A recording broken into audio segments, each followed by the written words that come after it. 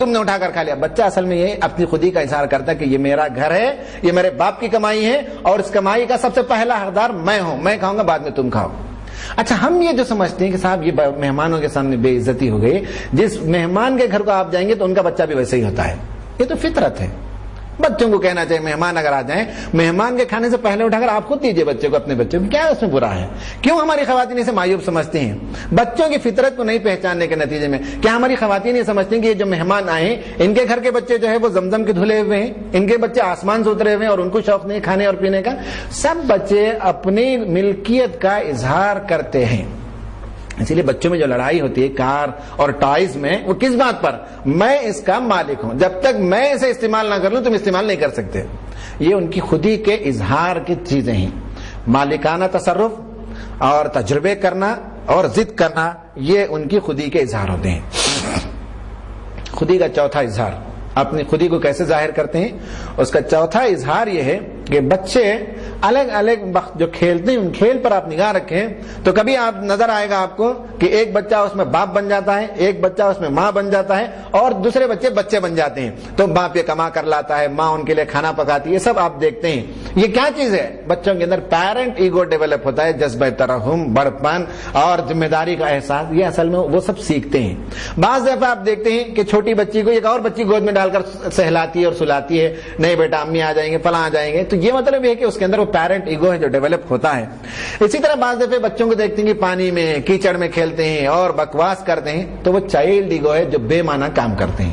ایک تو parent ego ہوتا ہے جس میں بڑپن ہوتا ہے, ایک وہ ہوتا ہے چائلڈ ایگو جس میں بچپن کی باتیں کرتے ہیں, بے مطلب باتیں کرتے ہیں, اور ایک ہوتا ہے اڈلٹ ایگو.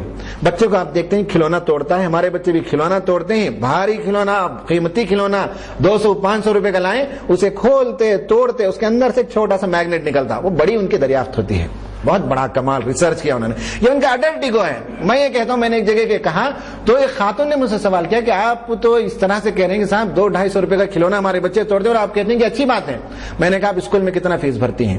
کہا کہ صاحب اتنا فیس بھرتے ہیں. تو کہا اس میں پلس 200 روپے ایڈ کریں.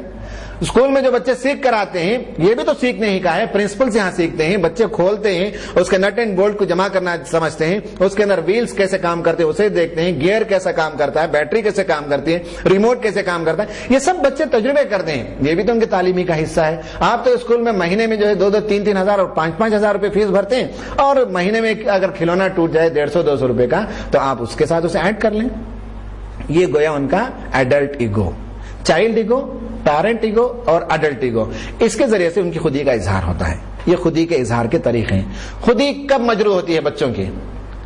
خودی مجروح ہوتی ہے جب ماں باپ اپنے بچوں کو دوسروں کے ساتھ کمپیئر کرتے ہیں, تو بچے کی خودی مجروح ہوتی ہے. ہم دیکھتے ہیں کہ بچہ رینک کم لے آیا, نمبر کم لے آیا, تو ماں اسے خوب مارتی ہے, کوستی ہے, ایسے کوستی ہے گویا کہ یہ پڑھنے کے زمانے میں 100 سے کم نمبر لیتی ہی نہیں تھی. معلوم ہونا چاہیے کہ ان کو جو ہے 8ویں پاس نہیں کر سکی. ہماری خواتین, ہماری مائیں, ہمارے گھر کی جو بڑی خواتین ہوتی ہیں, دیکھ لیجئے کہ وہ ان کی تعلیم کم ہے, لیکن بچوں سے چاہتے ہیں کہ وہ MBA سے کم نہ ہو, IAS آفیسر سے کم نہ ہو, اور کسی سبجیکٹ میں 100 مارک سے کم نہ لائیں. کوستی ہیں. کیا کرتی ہیں؟ خودی کب مجروح ہوتی ہے؟ کمپیئر کراتی ہیں کہ دیکھو جمیلہ پھوپھی کی جو بیٹی ہے سمینہ, وہ دیکھو طوطے کی طرح ٹائیں ٹائیں ٹائیں پڑھتے رہتی ہے, اور تم کیا ہو, وقت پر پڑھتی نہیں ہو, وقت پر ہوم ورک نہیں کرتی ہو. جب ایک کمپیریزن کیا جاتا ہے تو اس کا مطلب ہے آپ نے اس کی خودی کو مجروح کیا, اور وہ بچہ یا بچی سمجھنے لگتی ہے آئی ایم ناٹ اوکے, میں جو ہے ماں باپ کی نگاہوں سے گر گئی, میں لائق نہیں ہوں, میں فائق نہیں ہوں. آپ یہ کہ اسے خودی کو پروان چڑھانا چاہیے, تم لائق ہو, تم فائق ہو, تم بہتر ہو, تم عزم کے پکے ہو. یہ کہنے کے بجائے ہم نے کمپیئر کر کے بتا دیا کہ تم جو ہے سمینہ سے نیچے ہو, تم امجد سے چھوٹے ہو, تم بیکار ہو. یہ گویا کمپیریزن سے خودی مجروح ہوتی ہے. نمبر 1. نمبر 2, کسی کے سامنے جب برائی بیان کی جاتی ہے تو اس سے بچوں کی خودی کمزور ہوتی ہے, مجروح ہوتی ہے. بچے سے غلطی ہو جاتی ہے, جیسے میں نے بتایا انڈا پھوڑ دیا, مان لیجئے رات میں اس نے استنجا کر دیا, بستر میں جو پیشاب کر دیا. اب کل کیا ہوتا ہے کہ صاحب بچے کے چچا آئے ہوئے ہیں, بچے کی پھوپھی آئی ہوئی ہے, ان کے سامنے ہنسی مذاق کے ساتھ معلوم گیا اس کا قصہ, رات کی کہانی سناؤں کیا. ماں جب کہتی ہے بچے کا مطلب یہ کہ اس کی کوئی برائی یا کمی بیان کرتی ہے, تو بچہ جو ہے غصے سے اسے پی لیتا ہے. پینے کے بعد یہ کرتا ہے کہ انتظار میں رہتا ہے کہ کب ماں پر کوئی برا دن آئے. جس دن باپ ان پر برسا, جس دن ماں نے کوئی غلط کام کرتی اور باپ نے اسے ٹوکا, گالی دی, اب اپنے دوستوں کی محفل میں سنا کر مزے لیتا ہے کہ آج ہماری امی کا جو ہے اس کو ان کا گویا کہ مزہ ہوا اور اس طرح انہوں نے غلطی کی, اس طرح ان کو گالیاں ملی. تو بچے جو ہے ری ایکٹ کرتے ہیں جس کا ہمیں احساس نہیں ہوتا. خود ہی کو ڈیمیج کریں گے تو اس کے نتیجے میں بچوں کے اندر انفیریٹی کمپلیکس پیدا ہوتی ہے. اور اسی طرح سے مارنے سے, بے تحاشا مارنے سے بچوں کی خود ہی مجروح ہوتی ہے. مارنے کے کچھ اصول ہونے چاہیے. ان اصولوں کی بنیاد پر بچوں کو بتانا چاہیے کہ دیکھو کھلونا توڑ دیں, گھڑی توڑ دیں, بلب توڑ دیں, اس پر تمہیں مارنی, پیسے زیادہ لے لیں, کھا لیں, فلاں کر لیں, اس پر تمہیں مواخذہ نہیں ہے. مواخذہ ہے بڑوں کے احترام میں کمی کرو گے تو مواخذہ ہوگا یا تمہیں مارا جائے گا اگر تم نے کسی کا ہاتھ توڑا, کسی کو مار دیا, کسی بچے کا کچھ نقصان کر دیا, یہاں تم نے جو کسی گالم گلوچ کیا, گندے کام کیا. بچوں کو اصول بتا دینا چاہیے. ان اصولوں پر ہمارے گھر میں پنشمنٹ ہے. اس کے علاوہ بچوں کو معلوم ہونا چاہیے آزادی ہے. کچھ غلطی ہو گئی, فلاں ہو گیا, تو بچوں کو معلوم ہونا چاہیے ہمارے گھر میں مواخذہ نہیں ہے. اس سے بچوں کی خود ہی پروان چڑھتی ہے, مضبوط ہوتے ہیں ایسے بچے, اور وہ دنیا کے چیلنجز کو جو ہے فیس کرتے ہیں اور دنیا میں کوئی بڑا کارنامہ ایسے بچے انجام دیتے ہیں. جن بچوں کو ہم گالیاں دے کر اور کمپیئر کر کے جن کی خود ہی کو مجروح کر دیتے ہیں, وہ بالکل پھسپھسے بچے ہو جاتے ہیں اور دنیا میں کسی کام کے قابل نہیں ہوتے. نمبر 1. نمبر 2, بچوں کے سلسلے میں ان کی تربیت کے لیے نفسیاتی پہلو میں ایک اور پہلو یاد رکھنا چاہیے, وہ ہے اسکرپٹ رائٹنگ. اسکرپٹ رائٹنگ کہتے ہیں ہر بچے کی ایک کہانی ہوتی ہے, اس کا ایک کیریکٹر ہوتا ہے, اور کیریکٹر کا اسکرپٹ ہم اپنے ہاتھ سے لکھتے ہیں. آج میں جو کچھ ہوں, آپ جو کچھ ہیں, آپ جو کچھ ہیں, ان سب کی کہانی ہمارے والدین نے لکھی ہے.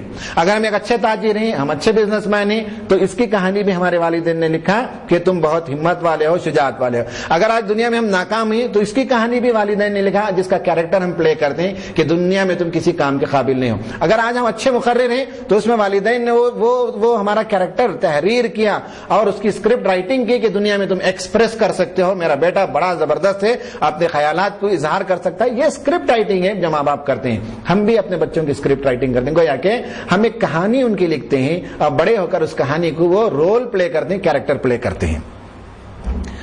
ہماری ماؤں کو دیکھیے یا ہمارے گھروں کے اندر دیکھیے, بچوں کو اسکرپٹ رائٹنگ میں یہ کرتے ہیں. بچوں کو ہم بتاتے ہیں رات میں جا کر پانی لے آنے کے لیے, وہاں سے کچن سے بچہ نہیں جاتا تو ہم کہتے ہیں 1 نمبر کا ڈرپوک ہے نا. پہلے ہم اسے ڈرپوک ڈرپوک ڈرپوک بزدل بزدل دے کر گالی دیتے ہیں, تو اس کے اسکرپٹ رائٹنگ ہمیں کرتے ہیں, اس کی کہانی یہ لکھتے ہیں کہ یہ بزدل ہے. ہم بعض بچوں کے سلسلے میں کہتے ہیں کہ تم تو زندگی بھر جو ہے رلاتے رہتے ہو, اچھا ہے کہ تمہیں گویا کہ ایک مرتبہ ختم کر دیا جائے تو ہم راحت کی سانس دیں گے. بعض ماں باپ یہاں تک کہہ دیتے ہیں. تو بچوں کو آپ نے اسکرپٹ رائٹنگ کی کہ دنیا میں ماں باپ پر وہ بچہ بوجھ ہے, یہ آپ نے اسکرپٹ رائٹنگ کر دی. ایک لڑکی کا واقعہ ہمارے پاس آیا اور میں نے اس کا ذکر اس سے پہلے کے لیکچر میں بھی کیا. 19 سال کی لڑکی ہے, اپنے گھر سے فرار ہو گئی. فرار کیوں ہوئی اس کی وجہ یہ بتاتی ہے کہ اس کی ماں ہمیشہ یہ کہتے رہتی ہے کہ تم گھر چھوڑ کر چلے جاؤ, تم کسی لائق نہیں ہو, میرے گھر میں پلنے کے لائق نہیں ہو. آخر ایک دن وہ وہاں سے فرار ہو گئی. یہ اسکرپٹ رائٹنگ ہم لکھتے ہیں کہ تم گھر میں رہنے کی قابل نہیں.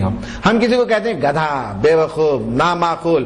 یہ جو گالیاں ہم دیتے ہیں اس سے ہم اس کی اسکرپٹ رائٹنگ کرتے ہیں, اور بڑا ہو کر وہ بچہ گدھا ہی بنتا ہے, وہ بچہ نامعقول ہی بنتا ہے, بے وقوف ہی بنتا ہے. بے وقوف بنا تو اس کی کہانی ہم نے لکھی, اسکرپٹ رائٹنگ ہم نے کی کہ تو گدھا ہے, بے وقوف ہے, فلاں ہے. کبھی ہم بچوں سے کہتے ہیں اچھا تھا تجھے پالنے کے بجائے ایک بکری کو پالتے تو کم از کم روزانہ 2 لیٹر دودھ دیتی تھی.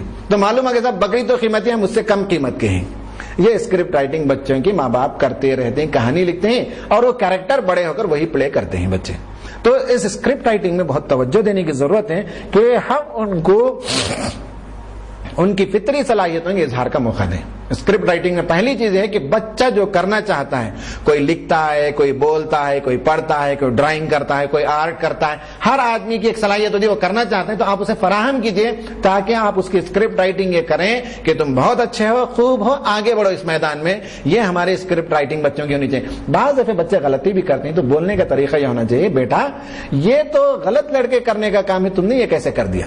وہی بات ہے, یہ تو بے وقوف لڑکے کرنے کا کام ہے, تم جیسے عقل مند بچے سے یہ توقع نہیں تھی. وہی بات آپ کہیں لیکن دوسرے انداز سے بات کریں تو بچوں کی اسکرپٹ رائٹنگ اچھی ہوتی ہے.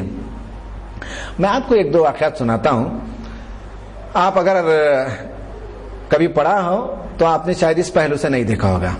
حضرت زبیر رضی اللہ تعالیٰ عنہ حضرت صفیہ کے بیٹے تھے, نبی کریم صلی اللہ علیہ وسلم کے پھوپھی زاد بھائی تھے. زبیر بچپن میں بڑے لڑاکو تھے, لڑتے تھے گلی کے لڑکوں سے. ایک مرتبہ پڑوسی کے ایک بچے کو خوب اٹھا کر پٹک دیا، پچھاڑ دیا، اسے مار دیا، اور اس کے بعد گھر میں شکایت پہنچی، آ کر صفیہ سے، بی بی صفیہ سے اس کی ماں نے، پڑوس کی ماں نے آ کر شکایت کی. تو بی بی صفیہ نے کہا کہ میں زبیر کو ڈانٹوں گی، اصلاح کروں گی، میں زبیر کو بتاؤں گی کہ ایسا نہیں کرنا چاہیے. لیکن ایک بات بتاؤ کہ زبیر نے جو مارا وہ قاعدے کا مارا کہ نہیں مارا؟ وہ لڑنے میں جری ہے کہ نہیں، دلیر ہے کہ نہیں، اس نے پوچھا.